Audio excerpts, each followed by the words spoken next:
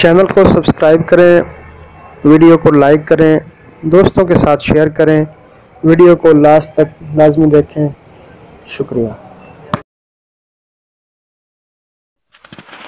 بسم اللہ الرحمن الرحیم۔ السلام علیکم ورحمۃ اللہ وبرکاتہ۔ نئی اپڈیٹ کے ساتھ حاضر ہیں۔ اس وقت سیالکوٹ میں میدان جنگ بنا ہوا ہے۔ پاکستان آرمی نے سیالکوٹ میں الخالد اور النصر ٹینک فوری طلب کر لیا۔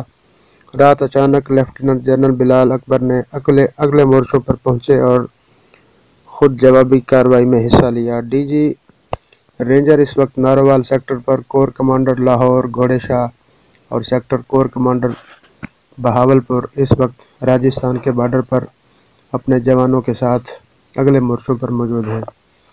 میڈیا کے مطابق رخ چکری سیکٹر میں بھارتی چوکیوں کو اڑا دیا گیا۔ ایک اور خبر ہے، پاک فوج نے ایل او سی پر بھارتی فوجی چوکیوں کو اڑا دیا، جس میں بھارت کے فوجیوں کا زبردست نقصان ہوا اور بے شمار فوجیوں کی ہلاکت سامنے آئی۔ بھارت نے پچھلی رات 2 طیارے پاکستانی حدود میں داخل کیے، مگر پاک فوج کی بر وقت کارروائی کے نتیجے میں بزدل دشمن دم دبا کر بھاگ گیا، بنا مقابلہ ہی ڈر گیا اور بھاگ گیا۔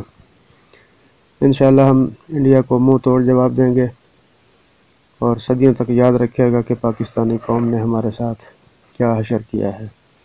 پاکستان زندہ باد، پاک فوج زندہ باد، لبیک لبیک لبیک یا رسول اللہ، تاجدار ختم